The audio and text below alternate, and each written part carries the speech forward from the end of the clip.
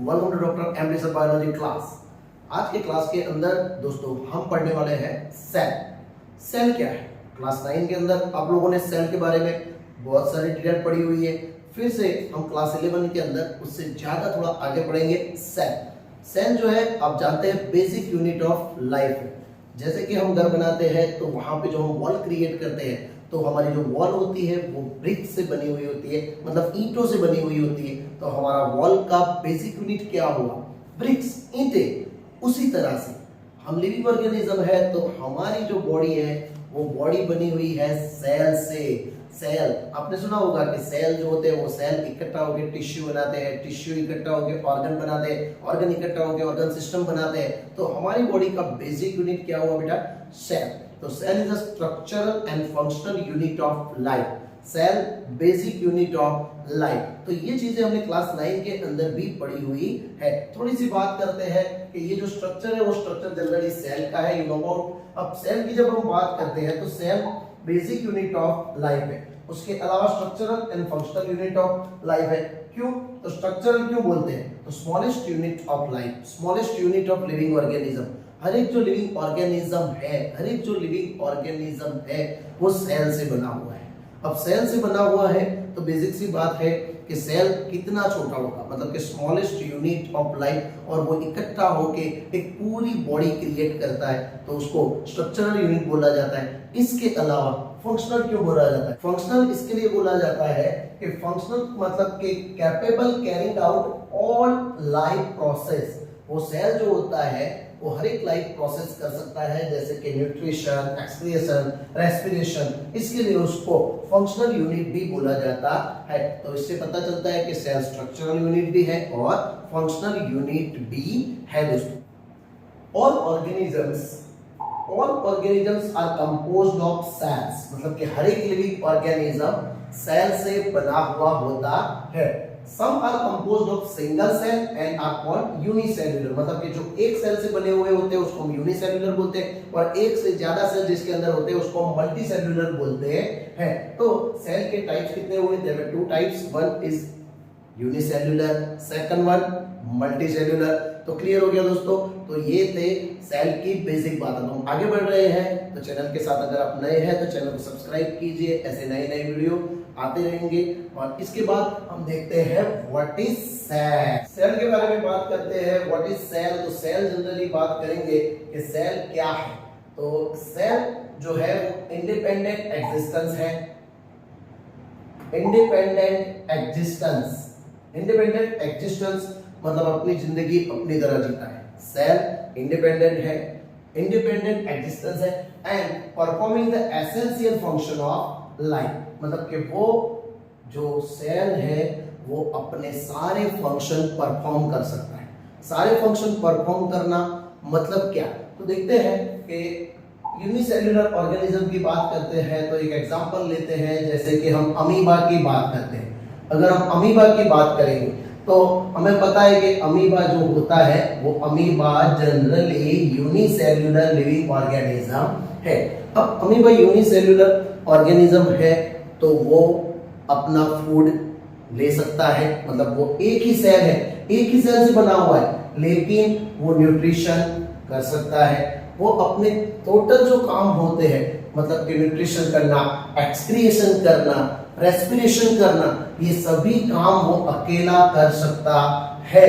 तो मतलब वो परफॉर्मिंग एसेंशियल फंक्शंस, मतलब कि हर एक जो फंक्शंस है उसके वो फंक्शंस को परफॉर्म करता है, परफॉर्मिंग द एसेंशियल फंक्शंस। तो बेसिक सी बात है, यूनिसेल्युलर ऑर्गेनिज्म इंडिपेंडेंट एग्जिस्टेंस है and performing the essential function of life.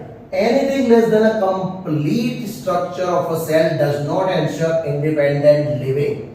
जिसके पास कंप्लीट सेल स्ट्रक्चर नहीं है वो लिविंग ऑर्गेनिज्म के अंदर वो सेल नहीं है और वो लिविंग ऑर्गेनिज्म भी नहीं है। तो ऐसा कोई एग्जांपल है तो हम इसके लिए एग्जांपल लेते हैं वायरस। वायरस जो है वो नॉन सेल्युलर है। वायरस कैसा है बेटा? नॉन सेल्युलर है। अब वायरस नॉन सेल्युलर है मतलब कि वो इंडिपेंडेंट लिविंग उसका नहीं है, तो हम उसके बाद बोल सकते हैं कि cell is a structural and functional unit of living organism. अब सबसे पहले बात करेंगे इसके बाद कि सेल के बारे में सबसे पहले किसने डिटेल में बात की, तो वो देखते हैं। देखा किसने, तो सबसे पहले 1665 के अंदर रॉबर्ट हुक करके जो साइंटिस्ट थे, उन्होंने सबसे पहले सेल देखा।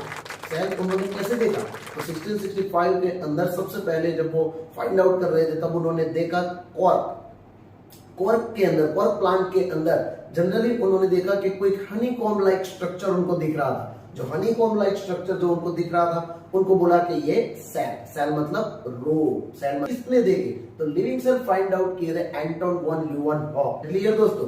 उसके बाद हमें पता है कि सेल होते हैं, तो सेल के अंदर बेसिक सी बात है न्यूक्लियस भी होंगे।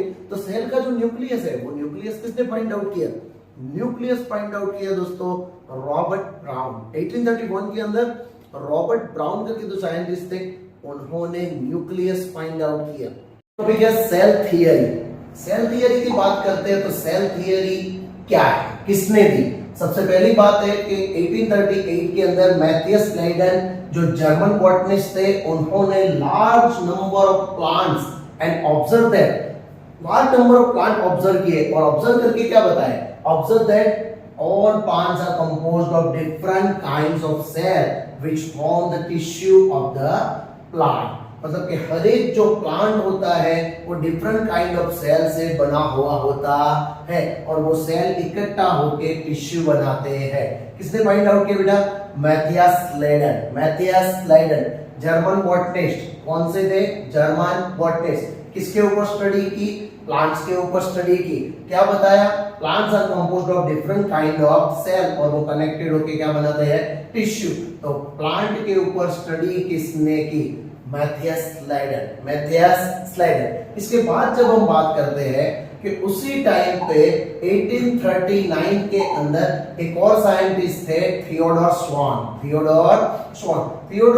करके जो साइंटिस्ट थे 1839 के अंदर, ब्रिटिश जूलॉजिस्ट थे बेटा, और उन्होंने studied a different type of animal cell. Who studied animal cell, Theodor Schwann. किसने प्लांट सेल के ऊपर स्टडी किया, किसने स्टडी किया, स्लाइडन। ओके, तो स्लाइडन एंड स्वान दोनों ने सेल के ऊपर स्टडी की, और जो स्वान थे वो ब्रिटिश जूलॉजिस्ट थे। उन्होंने बताया कि जो एनिमल सेल्स जो होते हैं, उनके पास एक थीन आउटर लेयर होता है, थीन आउटर लेयर होता है, मतलब जिसको हम आज कहते हैं प्लाज्मा मेम्ब्रेन। आज हम उसको क्या कहते हैं बेटा, प्लाज्मा मेम्ब्रेन के नाम से जानते हैं। 1839 कौन से साइंटिस्ट, थियोडोर स्वान। किसके ऊपर स्टडी की, उन्होंने स्टडी की एनिमल सेल के ऊपर। एनिमल सेल के ऊपर स्टडी करके क्या देखा कि हर एक जो लिविंग ऑर्गेनिज्म मतलब कि एनिमल सेल होता है, उसके आसपास एक थीन आउटर लेयर होता है। लेकिन उन्होंने प्लांट्स के ऊपर भी स्टडी कर ली। वैसे तो वो जूलॉजिस्ट थे, लेकिन उन्होंने प्लांट्स के ऊपर भी स्टडी कर ली। जब प्लांट के ऊपर उन्होंने स्टडी की, तो उन्होंने देखा कि प्लांट के अंदर मतलब presence of cell wall is a unique character of the plant cell.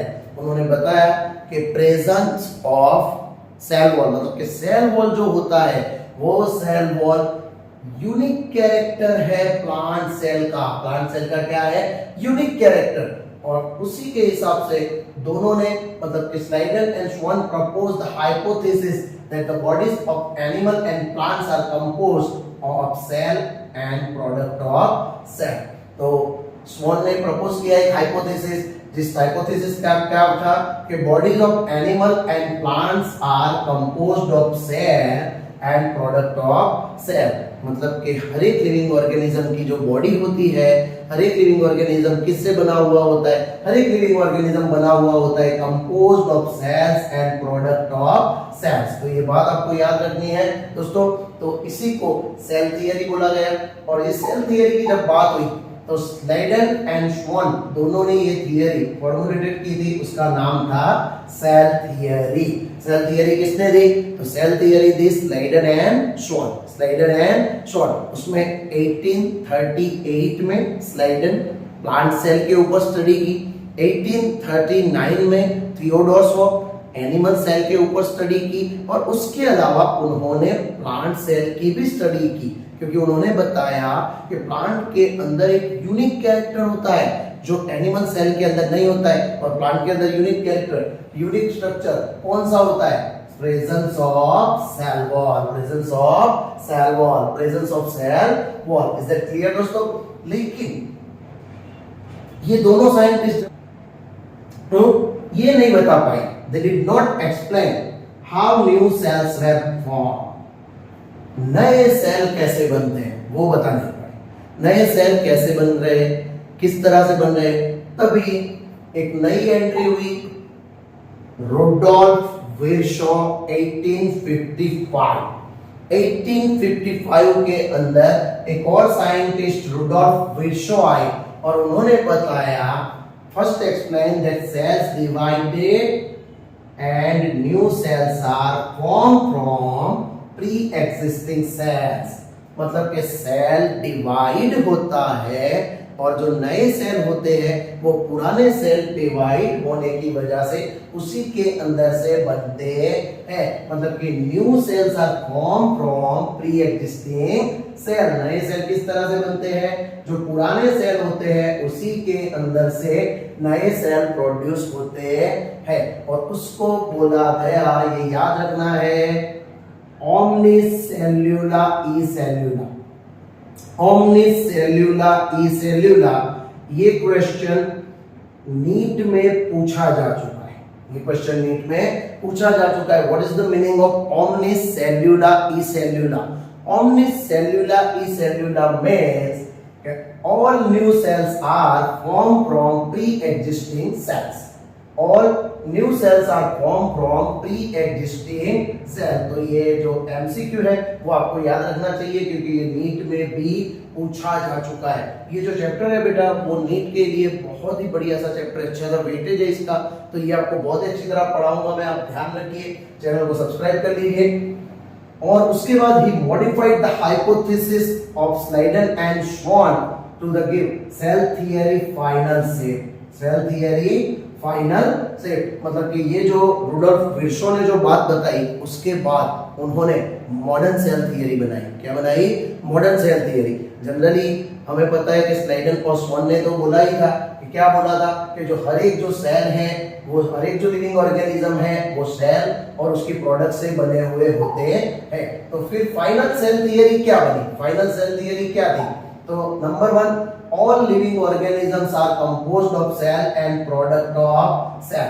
हर एक living organism composed of cells and product of cells. And second, all cells arise from pre existing cell. हर एक जो नया cell होता है वो pre existing cell के अंदर से बना हुआ होता है। ओमनीसेल्यूला ई सेल्यूला, जिसकी बात की थी रुडोल्फ विर्शो। तो यहाँ पे सेल थियरी की जब बात आएगी तो सेल थियरी के अंदर प्लांट सेल और एनिमल सेल की जब बात आती है तो स्लाइडन एंड श्वान का नाम आएगा। लेकिन जब बात आएगी कि ओमनीसेल्यूला ई सेल्यूला का मतलब क्या है, all new cells are form from pre existing cell, उसको बोला जाएगा ओमनीसेल्यूला ई सेल्यूला। तब नाम आएगा रुडोल्फ विर्शो। रुडोल्फ विर्शो, ये बहुत ही बढ़िया से एमसीक्यू बेटा ध्यान के अंदर रखना कि रुडोल्फ विर्शो, ओमनीसेल्यूला ई सेल्यूला वर्ड किसने दिया? Rudolf Virchow. What is the meaning of omnis cellula e cellula? All new cells are form from pre existing cells. Plant cell पे किसने काम किया? स्लाइडन। एनिमल सेल पे किसने काम किया? श्वान। प्लांट सेल के अंदर एक यूनिक कैरेक्टर होता है सेल वॉल, वो किसने बताया? श्वान। इज दैट क्लियर दोस्तों? तो इसी तरह की वीडियो देखने के लिए आप हमारी चैनल के साथ बने रहिए, हमारी चैनल को सब्सक्राइब कीजिए, शेयर कीजिए, लाइक कीजिए, ये सभी वीडियो आपको फ्री मिलते रहेंगे।